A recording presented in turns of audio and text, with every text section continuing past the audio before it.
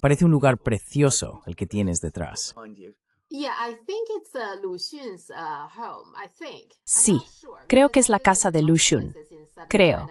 No estoy seguro porque visité muchos lugares en el sur de China y hay muchas casas de ese tipo, pero creo que esta probablemente es, ya sabes, Shaoxing, Lu Xun, de donde es él. Así que probablemente sea su residencia, pero no estoy seguro. Vale. Sí, pero es bastante bonita. Es una casa china muy típica del sur, porque en el sur hace más calor, así que hay muchas ventanas para dejar entrar el aire y cosas así. ¿Ahora tío tener Sergio afecta a Gran Bretaña? ¿O no?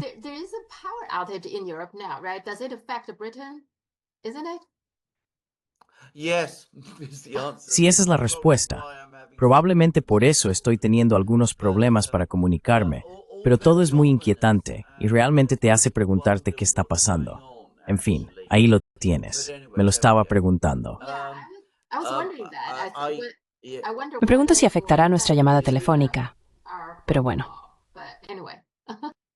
No, bueno, por el momento podemos hablar entre nosotros.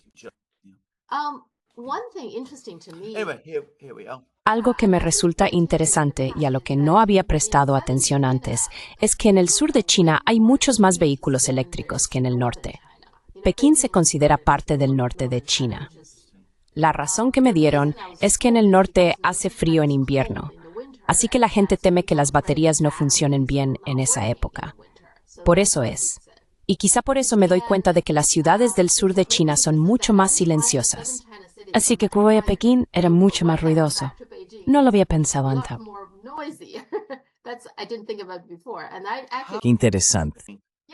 Sí, de hecho disfruto de la tranquilidad del cielo del sur. Sí, es interesante. Eso es muy interesante. De hecho, se lo transmitiré a Catherine. De acuerdo. Muy bien, empecemos. Hoy es el día de la escala en Canadá, así que se espera que Mark Carney gane, ¿es correcto? Sí, eso creo. Creo que sería un retroceso, quiero decir, sería una sorpresa si no ganara. Creo que lo más probable es que gane, sí.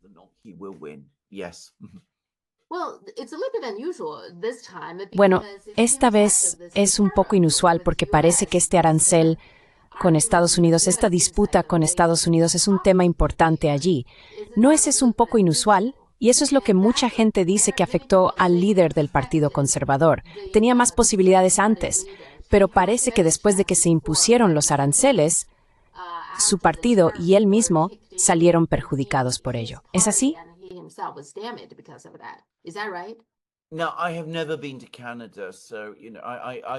Ahora bien, nunca he estado en Canadá, así que hablo de Canadá por lo que he oído de otros. Mis padres solían ir allí muy a menudo y tenían un amigo muy cercano en Montreal, y conocían Canadá bastante bien. Lo que he escuchado de todo el mundo que va a Canadá y pasa algún tiempo allí es que una de las cosas que más preocupan a los canadienses es ser confundidos con estadounidenses, que existe una especie de sesgo estructural, por así decirlo, contra Estados Unidos, porque Canadá no quiere ser absorbida por ese coloso que tiene justo al sur. Así que tienen una especie de corriente antiestadounidense muy arraigada en su sistema político. Ahora bien, por supuesto, la gran paradoja es que si hablamos de Canadá, el Partido Liberal bajo Justin Trudeau ha sido fervientemente proestadounidense y neoliberal en sus planteamientos.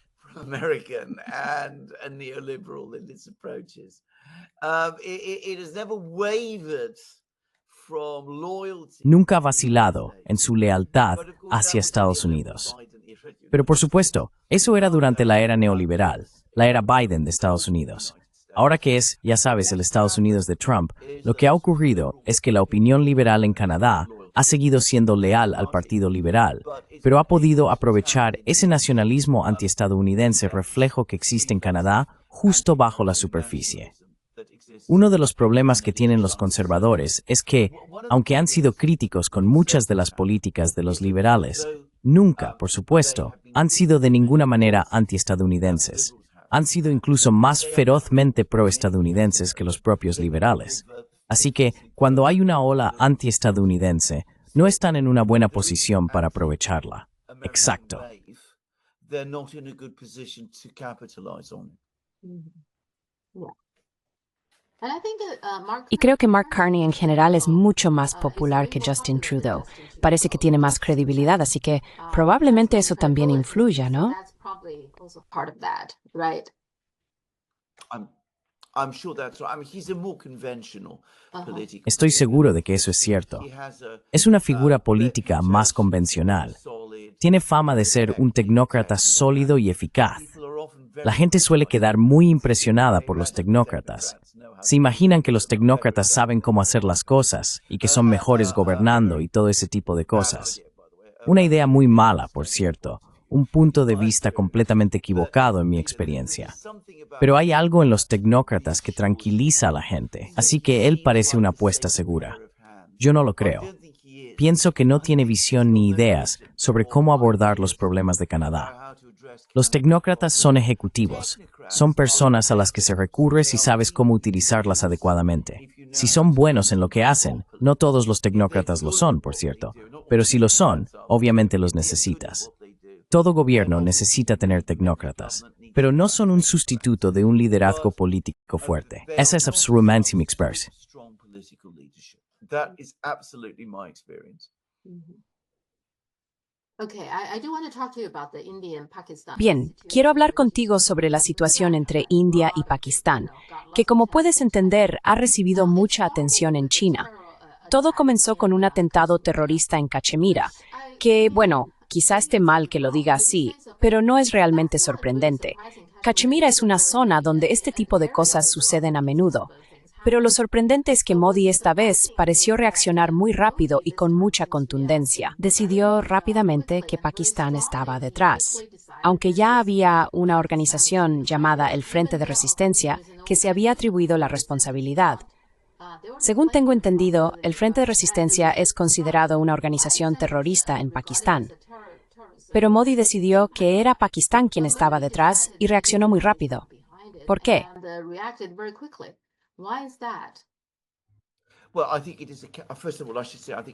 Bueno, yo creo que sí lo es.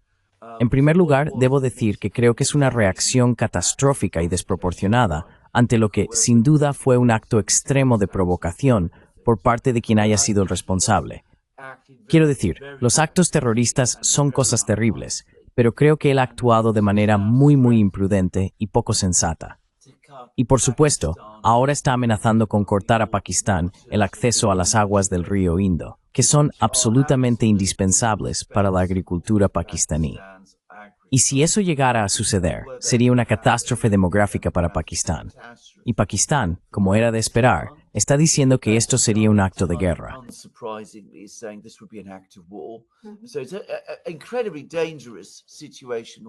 Así que es una situación increíblemente peligrosa en su conjunto.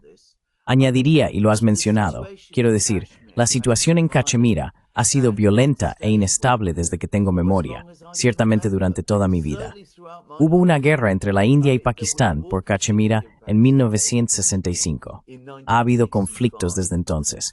A veces la situación allí se ha vuelto muy mala, en parte por la forma en que las fuerzas de seguridad indias han reaccionado ante las protestas en Cachemira, hay que decirlo. No estoy sugiriendo que la otra parte, las fuerzas de resistencia, siempre hayan actuado de manera sensata, adecuada o correcta tampoco, por cierto.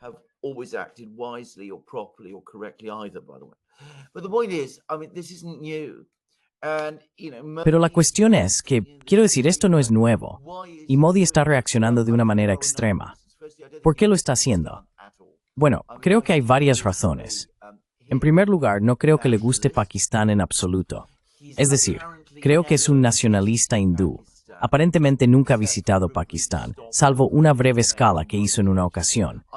Creo que, por cierto, eso es extremadamente imprudente. Creo que actuar de esa manera probablemente ha hecho que Pakistán sienta que tiene un gobierno muy poco amistoso en la India y que este gobierno es hostil hacia Pakistán y está decidido a arrinconar a Pakistán.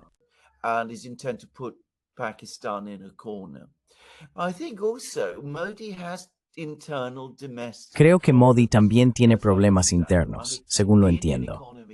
Quiero decir, la economía india también se ha visto afectada por el aumento de la inflación que hemos visto en los últimos años. Eso redujo la popularidad de Modi, como vimos en las elecciones parlamentarias del año pasado. Ha conseguido formar un gobierno y sigue teniendo mucho control, pero quizá ya no sea un líder tan indiscutido de la India como solía serlo. Y creo que probablemente siente que su gobierno está bajo mucha presión en la India y que por lo tanto no puede permitirse el lujo de arriesgarse a perder el apoyo de los nacionalistas hindúes, que quizá no sean muy numerosos en porcentaje de la sociedad india, pero que son una circunscripción política muy importante dentro de su partido y del movimiento político que lidera.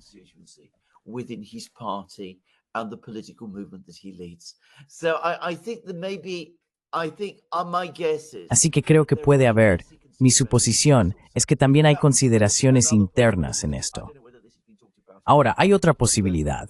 No sé si esto se ha comentado en China, pero hay personas en Estados Unidos que están muy interesadas en ampliar la brecha entre la India y China. China es un muy buen amigo de Pakistán, como todos sabemos. Estados Unidos ha estado intentando alejar cada vez más a la India de China, para crear antagonismo entre la India y China. Estados Unidos, porque en es muy larga y bien estatuida de apoyar y fomentar movimientos terroristas islámicos. Islamic terrorist movements. Well, you could put all the pieces together, create a conflict. Bueno, podrías juntar todas las piezas, crear un conflicto entre India y Pakistán. China obviamente tiene que apoyar a Pakistán porque es su aliado a largo plazo. Y eso genera una división dentro de los BRICS. ¿Es eso lo que está ocurriendo? Muy posiblemente. No voy a decir que no lo sea. La única razón por la que matizo lo que digo es porque en realidad no lo sé. Es decir, observo lo que está pasando, llego a ciertas conclusiones. No sé con certeza que esto sea lo ocurrido, pero puedo ver cómo podría ser algo así. Pero eso no cambia el hecho de que el propio Modi ha reaccionado de forma exagerada. Bueno, absolutamente hay personas en China que creen que Estados Unidos está involucrado de alguna manera. Estoy seguro de que se los hay. Bueno, J.D. Vance, esto ocurrió durante el tiempo en que J.D. Vance estaba visitando la India. Exactamente. Sí. Así que mucha gente ve eso como una prueba y dicen, ¿ves? Cuando él está allí, entonces esto sucede. ¿Cómo puede ser una coincidencia? Y teniendo en cuenta que esta guerra de aranceles, esta guerra comercial, sigue en curso. Pero lo que no entiendo es que Modi claramente quería, cuando hablaban con J.D. Vance, parecía que querían trasladar muchas de las cadenas de suministro a la India. Bueno, si eso es lo que quiere Modi, entonces debería intentar mantener la paz con Pakistán. Quiero decir, ¿por qué la gente querría establecer fábricas en un país que está al borde de una gran guerra?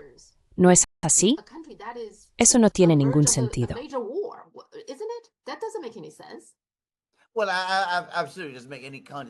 Bueno, absolutamente. No tiene ningún sentido en absoluto. Y por supuesto, ciertamente no querrías provocar una guerra nuclear. Quiero decir, no tiene absolutamente ningún sentido. Puedo entender lo que los estadounidenses podrían estar tramando, si es que realmente están haciendo eso. Quiero decir, para ellos tiene cierto sentido. ¿Por qué tendría sentido para la India? Eso sí que no lo veo en absoluto. Yo habría pensado que lo correcto para la India sería hacer lo que Modi no ha estado haciendo, que es mantener un diálogo sólido con Pakistán. Eso parece ser el camino obvio a seguir. La relación entre la India y Pakistán va a seguir siendo difícil. Pero eso no significa que no debas hablar con ellos. Siempre es un error no hablar con la gente.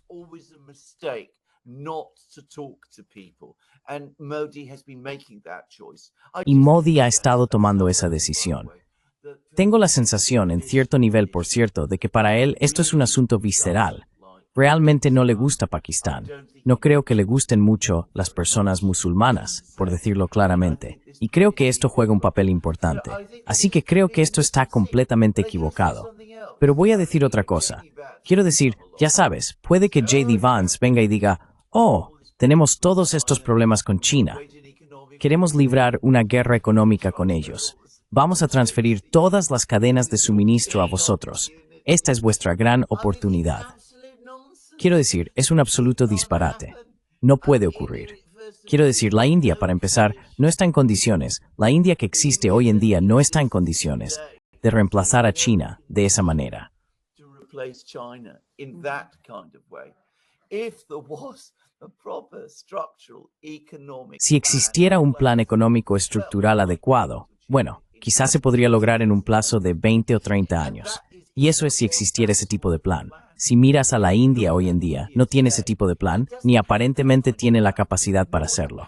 Oh, hablábamos de tecnócratas hace un momento.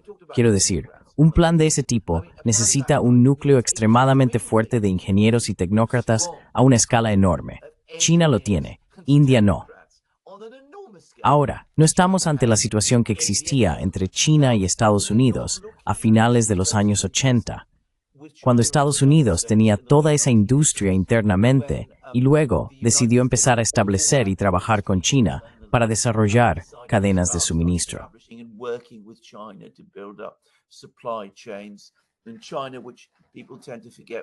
Y China, que la gente suele olvidar, ya era un país muy educado en aquel entonces. Ya contaba con sistemas educativos, universidades e ingenieros, y estaba en posición de aprovechar todo eso para desarrollar sus propias industrias, su propia ciencia y su propia tecnología. Esa no es la situación en la que se encuentra la India hoy en día, ni tampoco es el caso de Estados Unidos. Estados Unidos no está en condiciones de simplemente trasladar las cadenas de suministro de un país a otro. No funciona así. Esto es, una vez más, los estadounidenses jugando a juegos de ajedrez ingeniosos que no tienen ninguna conexión con la realidad, como cualquiera con un mínimo de comprensión de estos temas podría ver.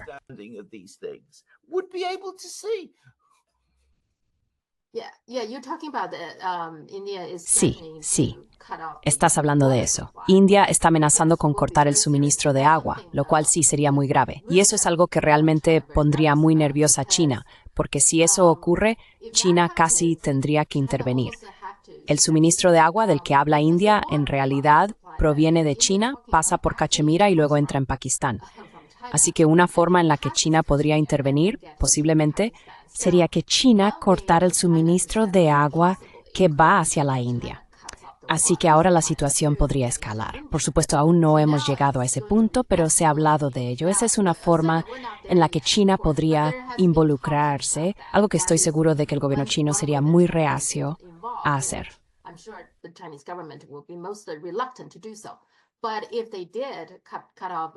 Pero si realmente cortaran el suministro de agua a Pakistán, sería una situación muy grave. Mi pregunta es, Pakistán e India han tenido problemas en el pasado, incluso tuvieron una guerra, pero incluso en esos momentos, India nunca violó el tratado de agua que firmaron en los años 60, ¿verdad? Y sin embargo, ahora Modi está hablando de esto muy rápidamente. ¿Por qué es eso? Porque me parece que hasta ahora se han tomado este tratado de agua muy en serio, pero ahora él parece muy dispuesto a decir, vamos a cortar vuestro suministro de agua. ¿Qué está pasando aquí? Parece muy agresivo por parte de Modi. ¿Qué le ha pasado?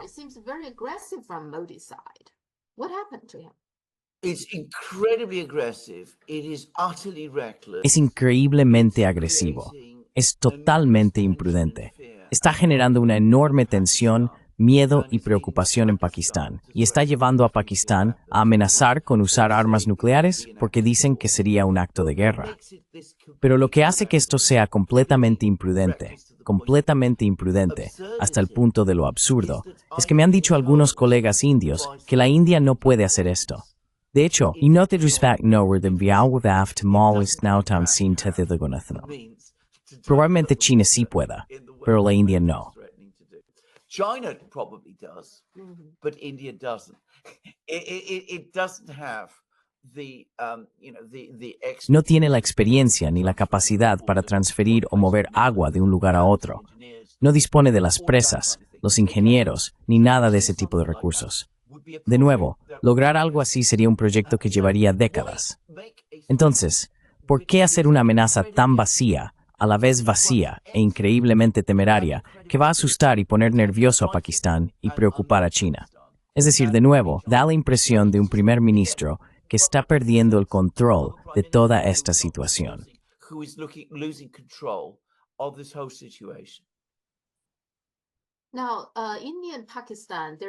Ahora, India y Pakistán, sus problemas se remontan hasta la época en que se estableció la India, ¿verdad? Es justo decir que desde el establecimiento de la India, de la que Pakistán solía formar parte, supongo que al principio pensaban en mantenerlos juntos, pero de alguna manera Pakistán se separó y se independizó, alejándose de la India. Nunca se han llevado bien desde entonces, así que todo sigue remontándose al colonialismo británico. ¿Es justo decirlo? That's absolutely fair to say. Eso es totalmente justo decirlo. Quiero decir, muchos de los problemas del mundo, si retrocedes lo suficiente, encuentras a los británicos allí creándolos. Por ejemplo, algunos de los problemas que ha tenido China. Te daré un ejemplo. El Tíbet. Nunca hubo ningún problema antes de principios del siglo XX sobre que el Tíbet no formara parte de China. Eso te lo puedo asegurar. He estudiado la historia de todo esto. Luego la dinastía Qing empezó a debilitarse. Los británicos estaban muy interesados en el Tíbet. Enviaron todo tipo de supuestas expediciones al Tíbet. En realidad no eran expediciones. Eran intentos de establecer la influencia británica en el Tíbet. Los británicos entonces crearon toda esta leyenda sobre el Tíbet. Y es una leyenda, ya sabes. Todo eso de los lamas flotando por ahí y haciendo todas esas cosas. Es una leyenda. Ya sabes, un paraíso, el paraíso, Shangri-La, todo eso. Puedes encontrarlo todo en los escritos británicos. Y ya sabes, esta idea de una civilización feliz, intelectual, sofisticada, mentalmente avanzada en Lhasa. Lo que los británicos realmente querían era controlar el Tíbet y usarlo para extender su influencia en la propia China y mantener a otros fuera. Así que aislaron el Tíbet. Esa fue toda la historia sobre el aislamiento del Tíbet. Así que, de nuevo, no se entiende bien, pero la crisis de Oriente Medio, la crisis árabe-israelí, sus orígenes son un legado del Imperio Británico. El problema de Chipre es un legado del Imperio Británico. Los problemas entre Venezuela y Guyana, problemas creados en última instancia por el Imperio Británico.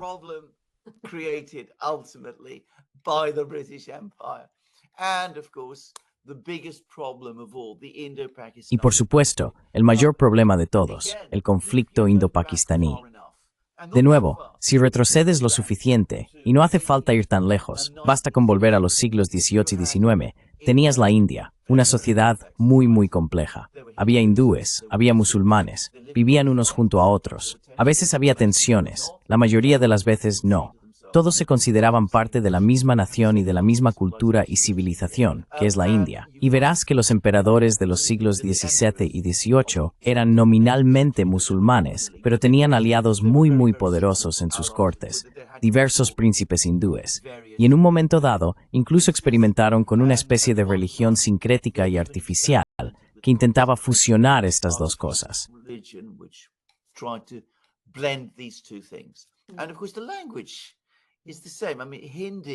Y por supuesto, el idioma es el mismo. Quiero decir, el hindi en la India y el urdu son básicamente el mismo idioma. El hindi ha sido depurado de préstamos persas para que parezca más distante si se quiere. El urdu, el idioma musulmán, es el que todavía se habla en Pakistán. Pero quiero decir, hay una enorme superposición entre ambos y por supuesto, todos pueden entenderse entre sí. Ahora bien, la razón por la que apareció esta división política entre hindúes y musulmanes, fue porque los británicos la fomentaron. Aplicaron una estrategia de divide y vencerás cuando el nacionalismo indio empezó a surgir a principios del siglo XX, cuando comenzó la lucha anticolonialista en la India.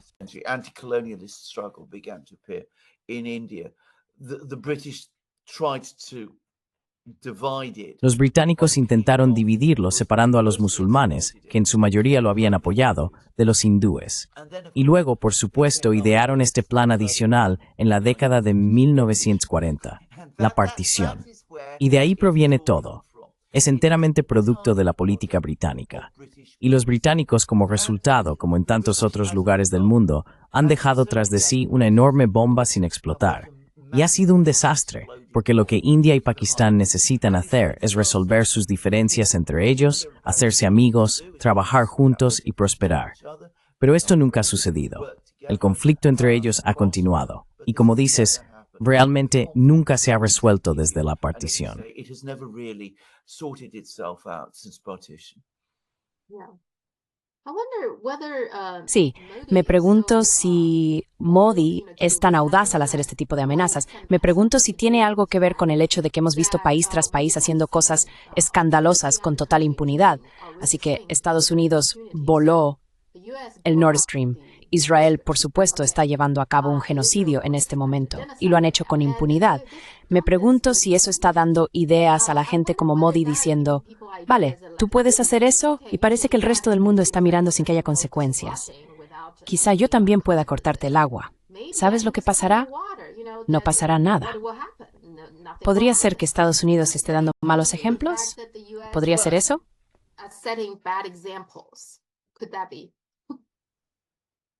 Oh, absolutely. I don't think there's any doubt. And of course, the Oh, absolutamente. No creo que haya ninguna duda. Y por supuesto, los estadounidenses tienen una gran influencia en la India hoy en día. Y Modi es muy buen amigo de Donald Trump. Modi ha estado apoyando a Israel, así que ha visto que Israel puede salirse con la suya. Ve lo que hace Estados Unidos y cómo es capaz de salirse con la suya. Dice, ¿por qué no puedo hacer yo lo mismo? Quiero decir, ¿qué es una catástrofe demográfica? Una catástrofe humanitaria a una escala absolutamente apocalíptica que involucra a cientos de millones de personas. ¿Qué es eso entre amigos? Si los estadounidenses pueden hacer esto, yo también. Tengo la sensación de que realmente no le gusta Pakistán en absoluto. he really doesn't like Pakistan at all. He doesn't like Muslim people. No le gustan las personas musulmanas. La primera vez que me crucé con él fue hace mucho tiempo, cuando apoyó la destrucción de una mezquita musulmana, una mezquita muy antigua, por cierto, en la ciudad de Ayodhya, para construir un templo hindú en su lugar. Así que, ya sabes, tiene estos sentimientos viscerales que fueron creados por los británicos, de nuevo, volviendo a los británicos. Quiero decir, fueron los británicos quienes avivaron esta hostilidad de hindúes contra musulmanes y de musulmanes contra hindúes.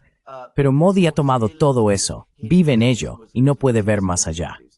Y ve que los estadounidenses son capaces de hacer estas cosas terribles. Y dice, bueno, ¿por qué no puedo yo?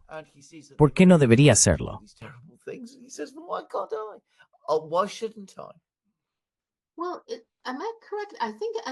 Bueno, ¿tengo razón?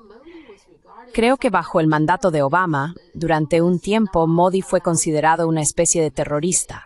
No se le permitía entrar en Estados Unidos porque hizo algo contra los musulmanes. Fue muy brutal. Creo que eso fue lo que pasó. Creo que antes de convertirse en primer ministro tuvo que haber hecho algo. Simplemente no recuerdo todos los detalles. Pero durante un tiempo fue considerado una especie de terrorista, creo. Pero, por supuesto, ahora es diferente, Chris.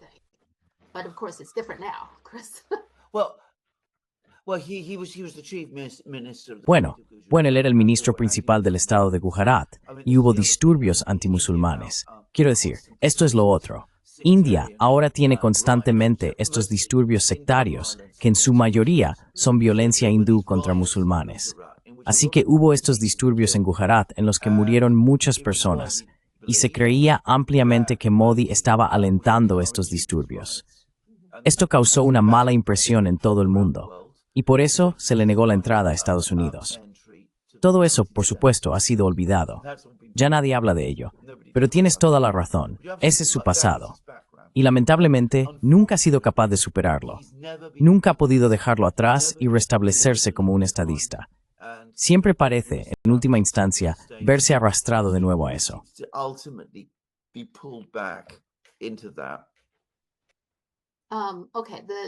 Vale, la guerra comercial, la guerra de aranceles. Hasta ahora no hay acuerdos comerciales con ningún país. ¿Es correcto? ¿Tengo razón? Absolutamente. Tienes toda la razón. ¿Puedo decir algo? Hemos hablado de esto anteriormente en otro programa. Donald Trump nos dice que ha hablado con Xi Jinping. No ha hablado con Xi Jinping. Donald Trump nos dice que hay negociaciones en curso con China. No hay negociaciones en curso con China. Donald Trump nos dice que 70 países están haciendo cola para cerrar acuerdos con Estados Unidos. No hay ni una pizca de evidencia de que esto sea así. Donald Trump nos repite que la paz en Ucrania está a la vuelta de la esquina y que el acuerdo está casi listo para firmarse. Tampoco hay señales de eso. De hecho, ha habido una serie de declaraciones de Rusia que básicamente ponen en duda todo eso. Donald Trump tiene la costumbre de presentar las cosas como si avanzaran más y más rápido, y siempre en su dirección de lo que realmente ocurre.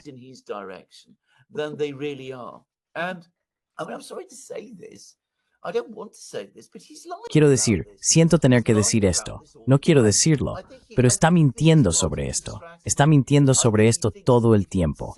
Creo que esto forma parte de su estrategia. Creo que él piensa que si dice algo así, que Xi Jinping le ha llamado, y ya sabes, lo que sea, de alguna manera, eso hará que sea verdad. Y por supuesto no lo es. Quiero decir, solo hace que todos se pregunten en qué planeta vive este hombre. Pero no, nadie ha hecho un acuerdo con Estados Unidos. Nadie está buscando, hasta donde yo sé, hacer un acuerdo con Estados Unidos. Las negociaciones comerciales no se hacen en 90 días. Son cosas enormes y complejas. Llevan años de negociación. Si algo se improvisa en 90 días, no tendrá ninguna importancia. Realmente no cambiará nada, porque no será un acuerdo comercial real. Se desmoronará casi de inmediato.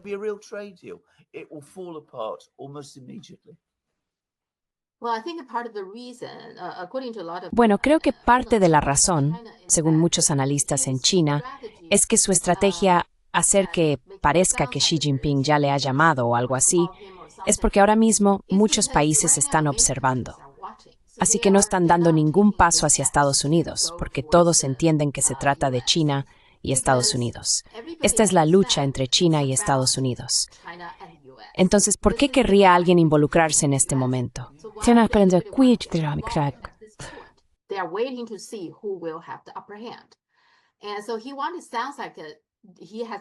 Así que quiere que parezca que tiene la sartén por el mango y que China está arrastrándose y suplicando.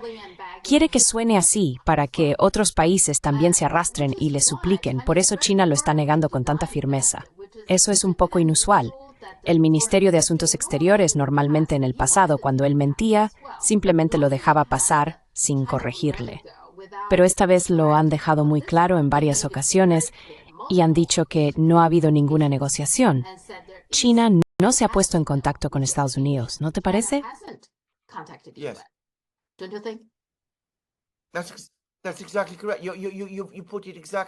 Eso es exactamente correcto. Lo has expresado perfectamente. Ahora bien, esto se presentó, recuerdas que hablamos de ello antes, esto fue cuando, en el Día de la Liberación y en todas las semanas y meses anteriores, se presentó como una política de proteccionismo para reconstruir la industria estadounidense.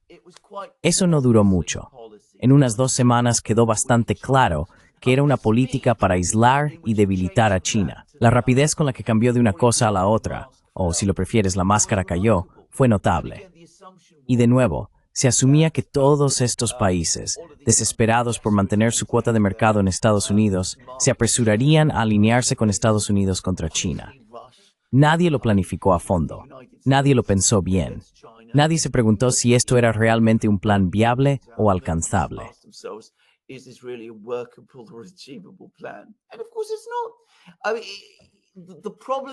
Y por supuesto que no lo es.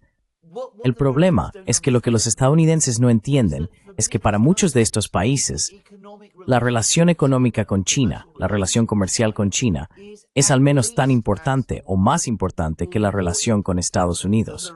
No pueden sacrificar una para complacer a la otra. Quiero decir, es absurdo pensar que lo harían. Y cualquier líder extranjero que quizá por un momento pensara de esa manera, de nuevo, todo tipo de personas en las comunidades empresariales de su país, los tecnócratas y los ministerios de finanzas, habrían intervenido y dicho, por el amor de Dios, no vayas por ahí, porque lo último que podemos permitirnos es romper nuestros lazos con China. ¿Puedo volver brevemente a la India?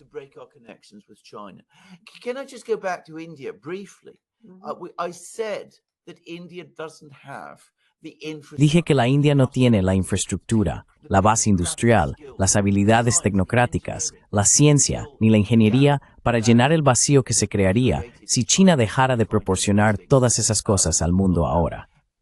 El único país que puede ayudar a la India a adquirir todo eso es China.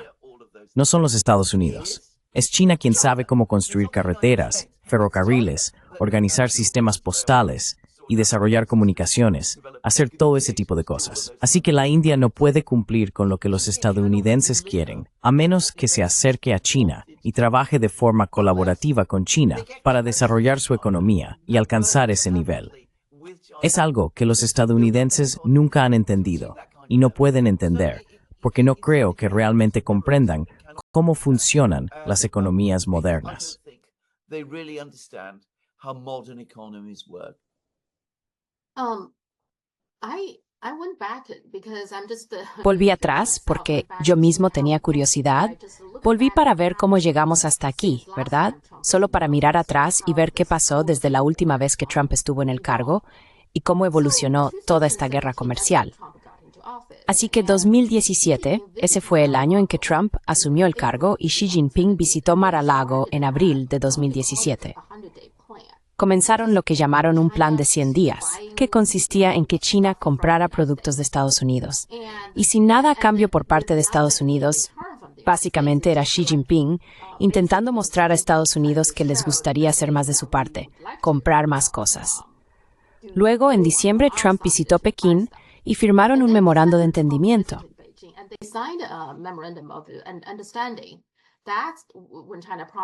Fue entonces cuando China prometió comprar bienes estadounidenses por valor de $250 mil millones, incluyendo soja, carne de vacuno y lo que sea, aviones y cosas por el estilo.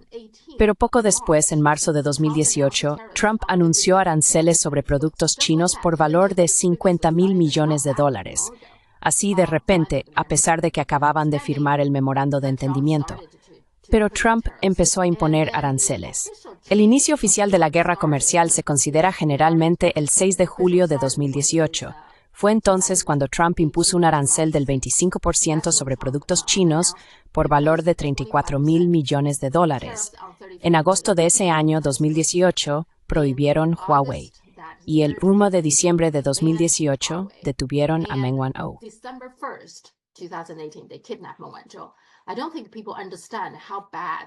No creo que la gente entienda lo mucho que ese incidente realmente dañó las relaciones entre Estados Unidos y China. Pero bueno, eso fue lo que ocurrió en diciembre.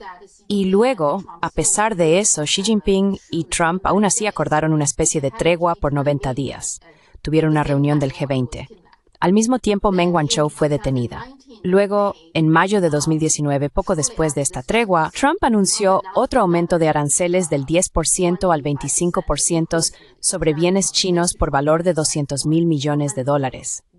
En diciembre, China y Estados Unidos anunciaron un acuerdo comercial de fase 1 para aumentar las compras, además de lo que China ya había prometido, en otros $200 mil millones en bienes estadounidenses durante 2 años. Así que China prometió eso. Pero después de eso, en agosto de 2020, Trump dio a TikTok 90 días para desinvertir o ser prohibido.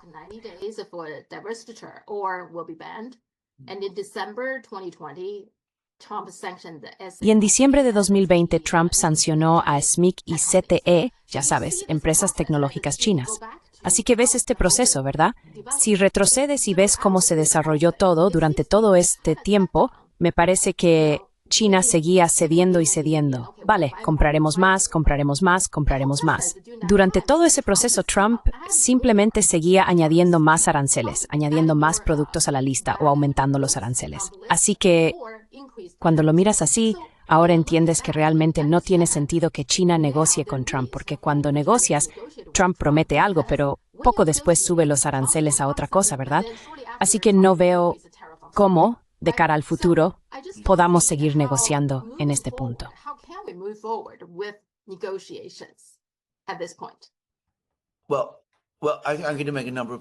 Bueno, voy a hacer varios comentarios. En primer lugar, creo que has hecho un trabajo extraordinario allí, si se me permite decirlo. Y creo, Sofía, que podría ser buena idea que publiques esa cronología de alguna manera, porque en realidad es muy esclarecedora. No sé si estás en X, por ejemplo, pero podría ser útil que la gente la viera. Ese es solo el primer pequeño comentario que quería hacer. El segundo es que lo que acabas de decir sobre el hecho de que das y das y das a los estadounidenses, y lo único que hacen ellos es tomar y tomar y tomar, y no devuelven nada a cambio. Al contrario, vuelven y exigen más. Bueno, no te sorprenderá si te digo que he escuchado a mucha gente en Rusia decirme exactamente lo mismo.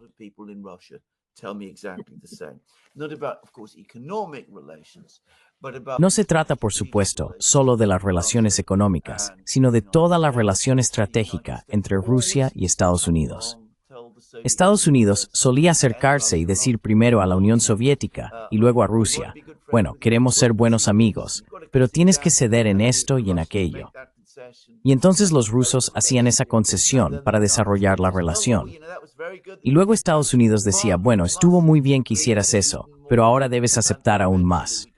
Hasta que finalmente llegamos a la situación, básicamente en el otoño de 2021, cuando los rusos dijeron basta, no podemos seguir cediendo todo el tiempo. Creo que China ha pasado exactamente por el mismo proceso. Y en parte, es intencionado. Quiero decir, los estadounidenses actúan de esta manera. Aplican lo que ellos mismos llaman tácticas de salami.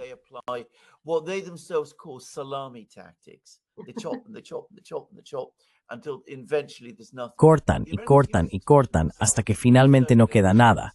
Los propios estadounidenses utilizan esta expresión. Así que ya sabes, no se debe suponer que no son conscientes en algún nivel de lo que están haciendo.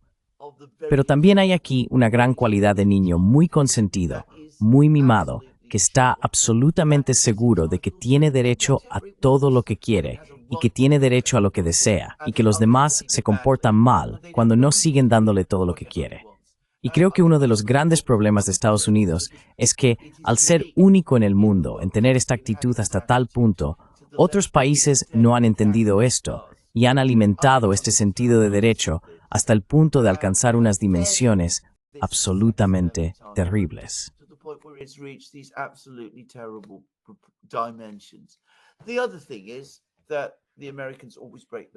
La otra cuestión es que los estadounidenses siempre incumplen su palabra. Quiero decir, nunca se sienten obligados por ninguna promesa o acuerdo que hagan. Ningún acuerdo que firman es realmente a largo plazo. Pero bueno, esas son observaciones generales. Sobre este caso concreto, absolutamente, China hizo todo lo posible. Intentó llegar a un acuerdo con Estados Unidos. China entendía, lo dicen ellos mismos, la importancia de la relación entre China y Estados Unidos, no solo para el bienestar de los pueblos chino y estadounidense, sino también para preservar la estabilidad global en su conjunto. Pero eso nunca fue suficiente, porque la prioridad de Estados Unidos no es la estabilidad global ni la prosperidad material, y desde luego no la prosperidad material de la gente en China.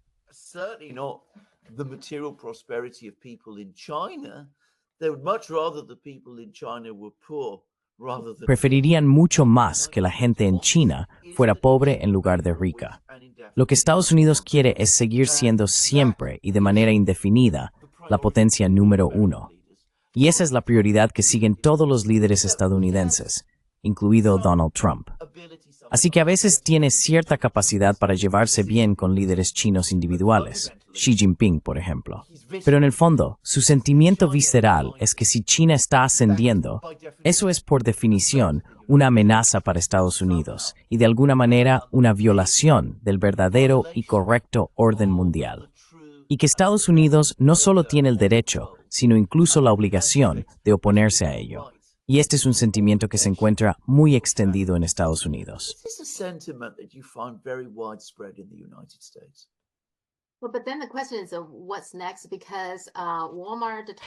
Pero entonces la pregunta es ¿qué sigue? Porque Walmart, Target y Home Depot, bastantes de estas cadenas, tuvieron una reunión con Trump y le dijeron que en unas semanas va a haber estanterías vacías, lo cual creo que será desestabilizador para Estados Unidos.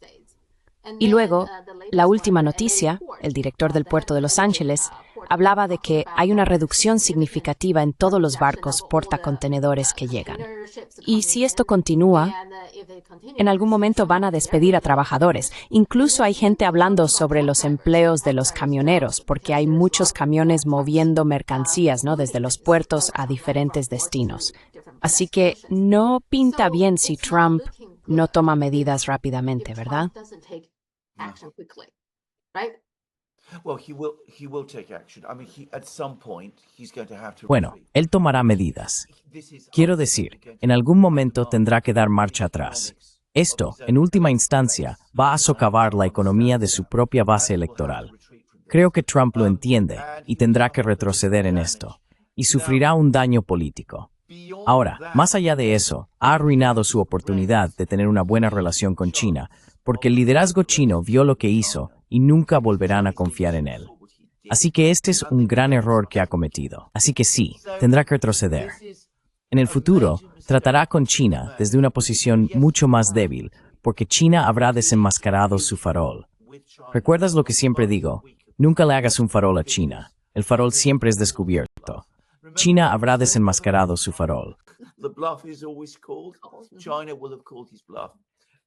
But that goodwill. Pero esa buena voluntad y confianza que podría haber existido se ha desperdiciado y nunca volverá. Voy a decir esto.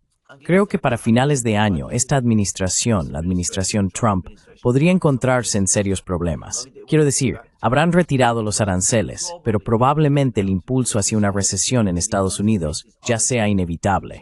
China está furiosa. Es mi propia impresión. Creo que el gobierno chino está muy enfadado por lo que ha sucedido. Conocen la misma historia que has expuesto. No olvidarán esto. Estados Unidos. Creo que Trump está en proceso de perder su oportunidad de poner fin a la guerra en Ucrania y de sacar a Estados Unidos de una manera que limite los daños para el país. Él mismo ha admitido en una publicación en Truth Social que la guerra se está perdiendo, lo que lo hace aún más extraño. Es bastante probable que también veamos un gran avance ruso para finales de año. No me sorprendería que al final del año, Estados Unidos, la administración Trump se encuentre en crisis y es enteramente por los errores garrafales que han cometido. Se podría argumentar que lo que ocurra en Ucrania no va a preocupar demasiado a los estadounidenses. El hecho de que vaya a haber problemas en la economía y potencialmente escasez en Walmart, eso sí que va a preocupar a muchísima gente. Potentially shortages in Walmart.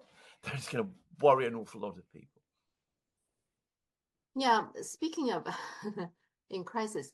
Sí, hablando de estar en crisis, el Pentágono ha estado en cierta crisis porque varias personas de alto nivel y alto rango en el Departamento de Defensa han sido despedidas. E incluso hay personas que piden la dimisión de Pete Hegseth porque hubo otra filtración de algo. ¿Crees que Pete Hegseth está un poco, no sé, que no está realmente a la altura? ¿Cuál es tu opinión? What's your take?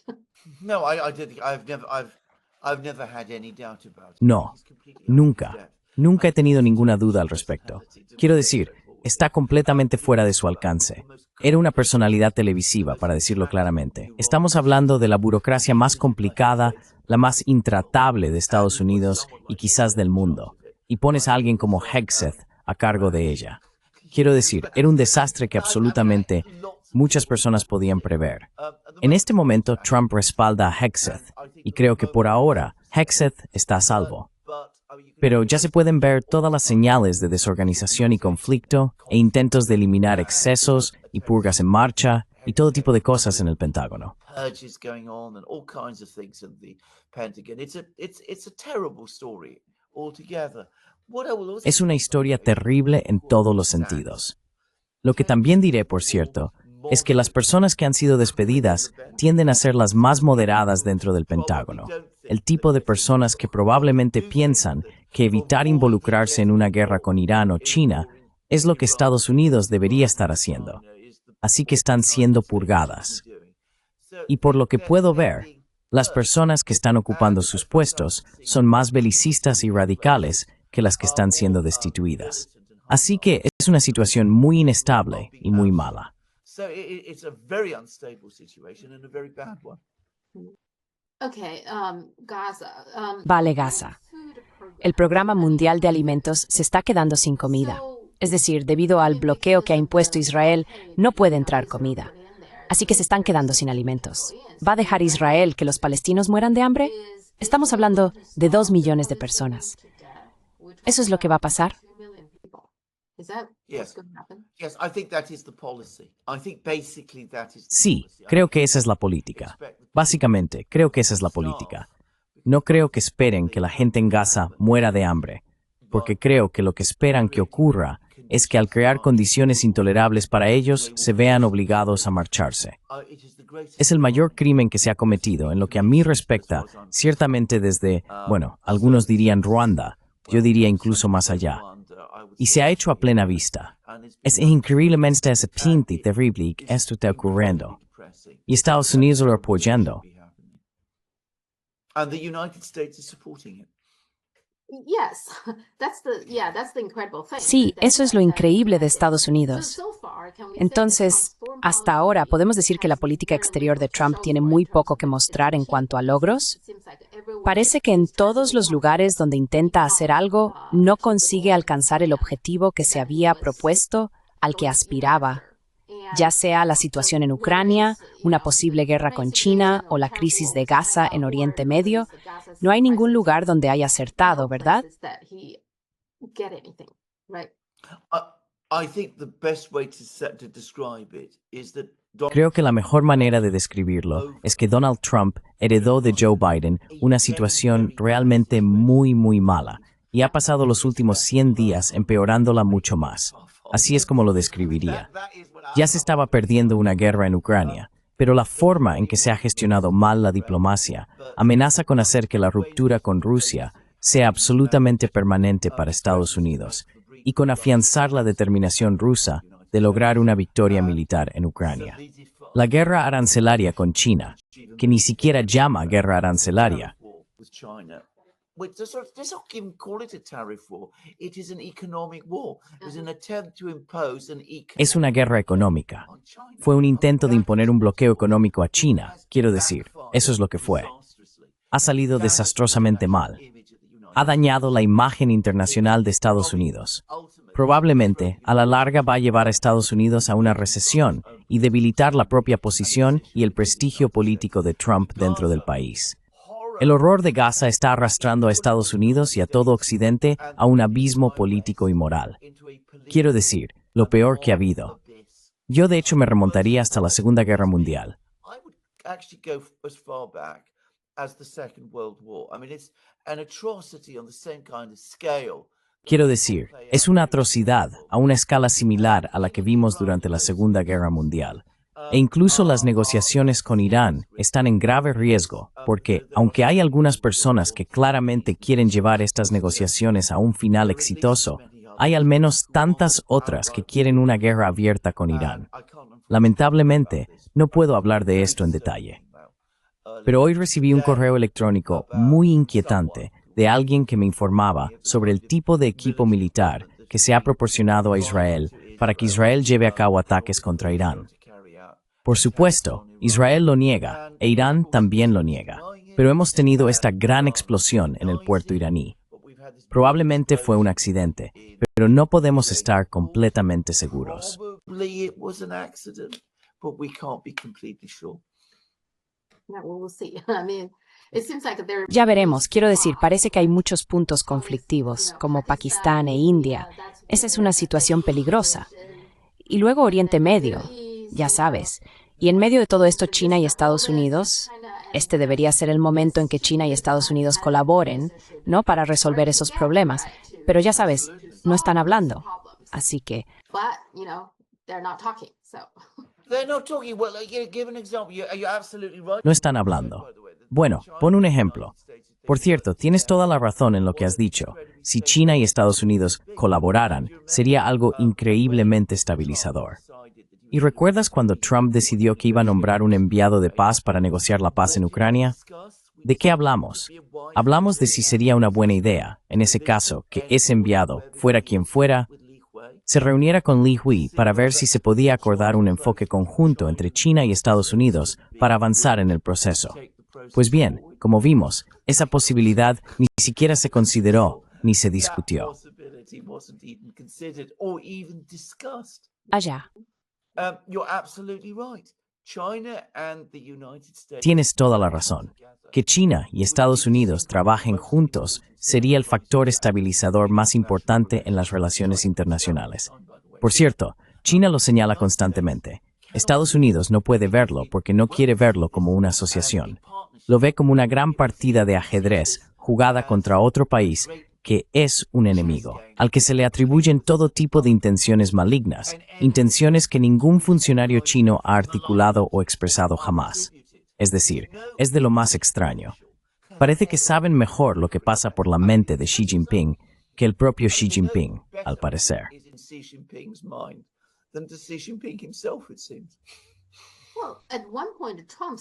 Bueno, en un momento dado, el propio Trump dijo, si China y Estados Unidos trabajan juntos, podemos resolver todos los problemas del mundo, o algo así, al principio de su mandato. Pero no sé por qué no actúa en consecuencia. Así que, en principio, intelectualmente, lo entiende, pero parece que le cuesta mucho llevarlo a la práctica. Exacto.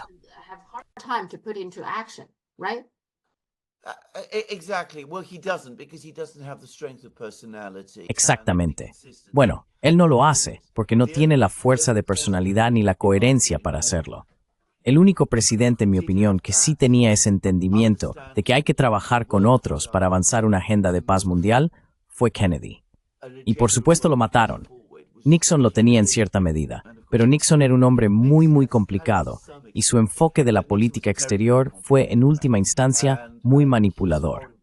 Al final, todo giraba en torno a mantener la preeminencia de Estados Unidos. Así que, aunque entendía que había que llegar a acuerdos y trabajar con la otra parte, nunca desarrolló realmente esa visión de estabilizar el mundo y lograr la paz, que Kennedy adquirió brevemente a principios de los años 60, pero que, por cierto, nunca extendió a China. Kennedy pensaba en los rusos, pero realmente nunca pensó mucho en China. Pero, increíblemente, en nada eventuó desde ese momento.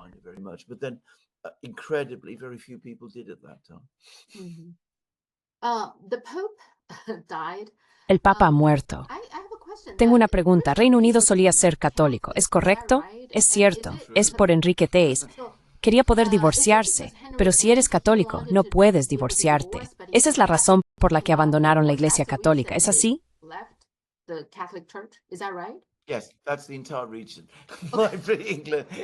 Sí, esa es toda la razón. Inglaterra se separó de la Iglesia Católica. Enrique VIII, que fue nuestro rey a principios del siglo XVI, la época en la que la dinastía Ming estaba en su apogeo en China, era un rey muy poderoso. Estaba casado con una princesa española, Catalina de Aragón, pero solo tuvieron una hija y no pudieron tener un hijo. Él estaba desesperado por tener un hijo, así que quería divorciarse de ella. Se enamoró de otra mujer, Ana Bolena, fue casada con ella. Pues esta semana necesitaba divorciarse de Catalina. Así que le pidió permiso al Papa para divorciarse de Catalina y poder casarse con ella.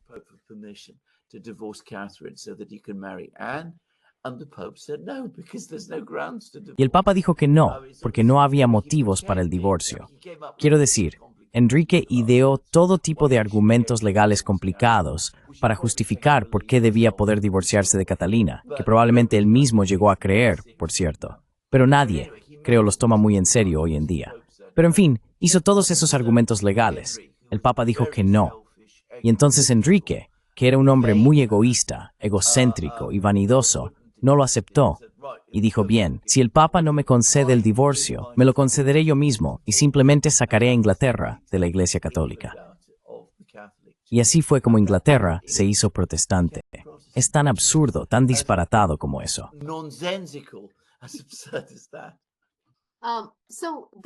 Así que la Iglesia Católica, quiero decir, se ha debilitado bastante. ¿No dirías que fue mucho más poderosa en el pasado?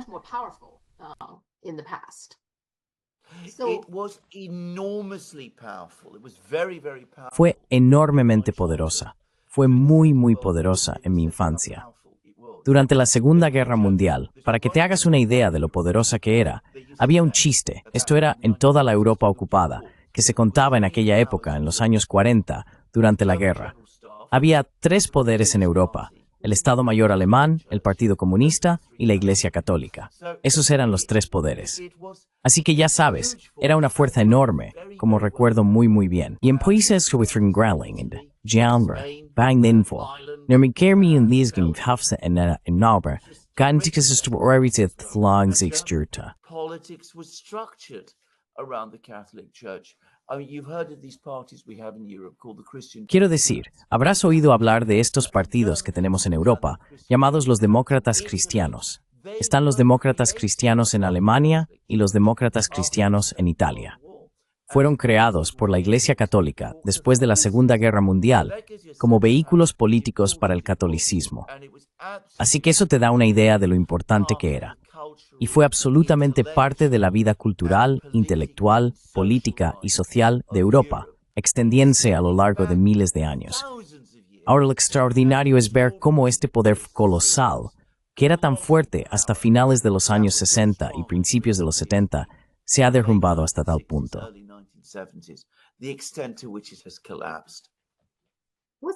¿Cuál es la razón por la que colapsó? Fue bastante rápido el colapso, por lo que No hay consenso sobre esto. Pero en última instancia, la Iglesia nunca ha entendido realmente cómo responder al mundo moderno y a las presiones del mundo moderno. Entonces, debe abrazar el mundo moderno, aunque eso signifique cambiar sus doctrinas fundamentales sobre temas como el matrimonio, el divorcio, las relaciones homosexuales, el feminismo, o debe resistirse al mundo moderno y replegarse sobre sí misma, afirmando que está protegiendo la tradición que ha heredado durante siglos y todas esas cosas. Así que nunca ha resuelto realmente esa cuestión. Y tengo que decir algo más, y es que el mundo moderno en general no responde muy bien al catolicismo. En un mundo donde la mayoría de la gente vive en ciudades y ya no trabaja en el campo, la Iglesia ya no es el centro de su comunidad y vida social. Es muy difícil mantener la influencia que la Iglesia Católica tuvo en su día.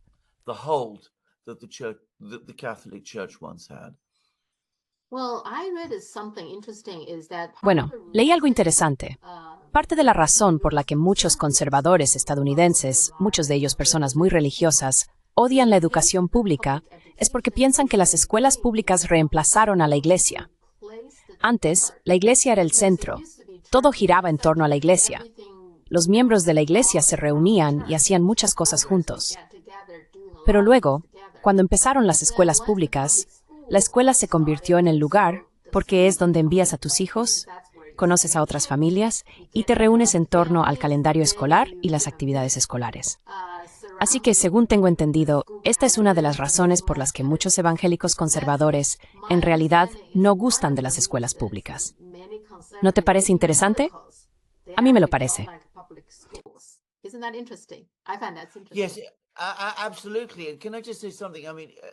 Sí, absolutamente. Y puedo decir algo. Quiero decir de nuevo, no se entiende a menudo, pero la Iglesia Católica estuvo en el centro de la educación en toda la sociedad europea durante la mayor parte de la historia de Europa. Es decir, las grandes universidades de las que siempre se habla, Oxford, Cambridge, París, Bolonia, eran instituciones eclesiásticas. Las personas que enseñaban en ellas, los profesores, eran clérigos. Por ejemplo, no podían casarse. Así que ya sabes, genießen es que todo estaba construido toward en Nalia. It was all built around the church. And as you absolutely rightly say, when Y como dices con toda la razón, cuando Europa empezó a avanzar hacia no solo Europa, sino Occidente en general, la educación proporcionada por el Estado, la educación dejó de estar a cargo de la Iglesia y la gente dejó de recibir su mensaje a través de la Iglesia como lo hacía antes. Voy a decir algo, creo que el colapso de la Iglesia, y de hecho del cristianismo, ha dejado un vacío tremendo en la sociedad occidental. Es difícil explicar hasta qué punto excepto ese vacío. Alguien me recuerda la vista de acuerdo por con Papa y puede compararlo como ejemplo yo puedo verlo. and is able to compare it with today, for example, like myself, can see it Well, they're actually maybe surprising. Bueno, en realidad, quizás sorprendentemente, hay bastantes miembros de iglesias, quiero decir, personas religiosas, en China. Incluso visité una iglesia católica cuando estuve en Pekín, no esta vez, sino en visitas anteriores. Era fin de semana y estaba bastante llena.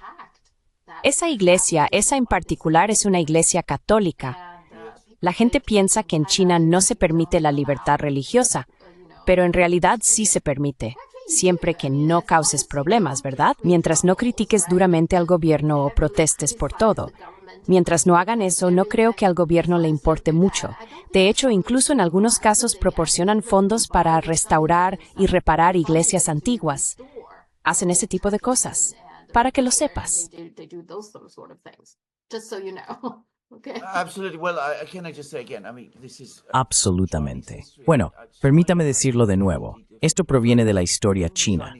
China tiene un enfoque completamente diferente. La civilización china tiene un enfoque completamente diferente hacia la religión en comparación con Europa. En Europa, hay una sola religión a la que todos deben adherirse y hay una sola doctrina que forma parte de esa religión.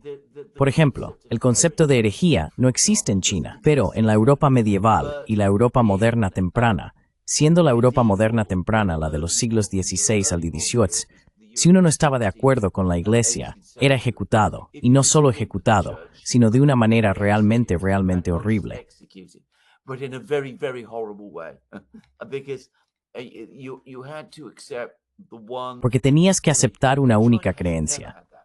Ahora bien, China nunca ha tenido eso. Nunca ha existido un único centro de autoridad religiosa en la civilización china. Y eso ha significado que China ha podido adaptarse a los cambios en este ámbito de manera mucho más exitosa, creo yo, que Europa.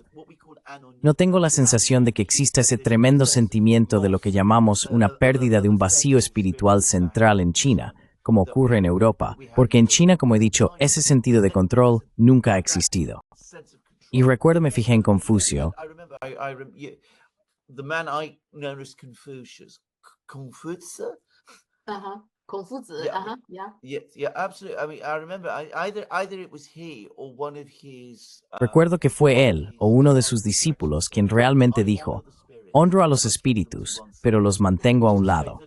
Lo que significa, y esto es algo muy chino, que honras a los espíritus, sigues cierto decoro, te comportas de una manera determinada, pero tus obligaciones son hacia la sociedad humana y hacia la comunidad en general. Y tengo que decir que cuando lo leí por primera vez, que fue en los años 70, me pareció algo muy diferente de lo que existía en Europa, mismo cuando yo comencé, había una autoridad que exigía obediencia absoluta a todos. That demanded absolute obedience from everyone. Yeah, China has throughout the history pretty tolerant in terms Ajá. of religious Sí, beliefs. China ha sido a lo largo de su historia bastante tolerante en cuanto a creencias religiosas. Lo último, una de las testigos o víctimas más destacadas, probablemente la más prominente, de todo el caso Epstein, Virginia Giuffre, supuestamente se suicidó, lo que genera una gran incógnita porque ella misma dijo, no soy suicida, para que lo sepáis. Dijo eso no hace mucho. Ella es la que causó problemas al príncipe Andrés, ¿verdad? Y el príncipe Andrés claramente la violó o lo que sea. Entonces, ¿hay alguna reacción en los medios británicos sobre su muerte? So, is there any reaction in the British media about her death? You would be surprised to learn that though there is some, Te sorprendería saber que, aunque hay algo de cobertura, es bastante discreta. Pensarías que, siendo el hijo de la difunta reina, el hermano del actual rey, esto sería una noticia enorme. No lo es. No quieren hablar de esto. Tengo que decir que es un final muy triste para una vida, y una vida muy triste. Y otro ejemplo de este horrible capítulo que ha sido todo el caso Epstein. Quiero decir, los testigos están muriendo todos ahora. El propio Epstein fue epsteineado, como he oído decir a la gente, en un ahorcamiento misterioso y todo eso. Trump hablaba de publicar toda la información del caso, la lista. ¿Qué pasó con eso? Yeah, We haven't exactly, seen yeah. it anyway. Uh-huh. So, I mean, you know, No lo hemos visto de todos modos. Así que, quiero decir, ya sabes, parece que una vez más, todo el secreto oscuro y el misterio de esto, hay un gran misterio en toda esta historia. Quiero decir, cómo Epstein pudo hacer, durante tantos años, Todo lo que hacía a plena vista del público. ¿Por qué las autoridades lo protegían? ¿Cómo se hizo rico? Esto, de nuevo, nunca se ha explicado. Es decir, un hombre que era, ya sabes, un operador menor de Wall Street, de repente se vuelve astronómicamente rico y posee la mansión más grande de Nueva York y una isla privada, y hace todas estas cosas extraordinarias. Ninguna de estas preguntas ha sido respondida jamás. Y no sé si alguna vez lo serán. None of these questions have ever been answered, and I don't know that they ever will be. Yes, that's one of the things that Trump said, right? Sí, eso es una de las cosas que dijo Trump, ¿verdad? Y sabemos que Epstein grabó muchos videos. Entonces, ¿qué pasó con todos esos videos? Confiscaron muchas cosas. Sabemos que el FBI fue a su residencia en Nueva York y, por supuesto, a la famosa isla. Así que tienen muchas cosas. ¿Qué pasó con todo eso, verdad? Las grabaciones y, supongo, las fotos o lo que sea, pero nunca oímos hablar de ellas. Así que supongo que será otro misterio más. It will be just another mystery, I guess. Well, my own guess is that they've all been destroyed. Bueno, mi propia suposición es que todo ha sido destruido. Esta es mi opinión personal. Creo que a estas alturas todo este material se considera tan peligroso que ha sido destruido para proteger a las diversas personas poderosas que estaban implicadas en lo que hacía Epstein. Pero el resultado es que nunca obtendremos respuestas reales. Este misterio nunca se resolverá. Las pocas personas que han tenido el valor de hablar después de ver lo que le ocurrió a Jeffrey, probablemente ahora se sientan muy asustadas de hacerlo. Y así, el silencio va a imponerse. Y voy a hacer una predicción. Dentro de unos años, ni hablará sobre el caso. Sí, y entonces el príncipe Andrés simplemente se salió con la suya, ¿verdad? Aunque, en absoluto. Okay, because Vale, quiero decir, sigue siendo libre. Sigue siendo un hombre inmensamente privilegiado y muy, muy rico. Está desacreditado, realmente lo está, pero sigue siendo un príncipe. Quiero decir, su vida continúa tan bien como siempre. Life goes on as always. and that's very typical, right? That Y eso es muy típico, ¿verdad? Aunque obtenemos mucha información a través de esas demandas civiles, en los tribunales hay mucho que se puede leer y se mencionan nombres, pero no les pasa nada. Así que, de nuevo, la gente simplemente actúa con impunidad. people just doing things with impunity. Yeah. Exactamente, exactamente. Okay. Vale, así que con esa nota positiva. Nota triste. And how quite young. All right. Muy bien, muchas gracias. Bye. Adiós, por supuesto, adiós. Bye.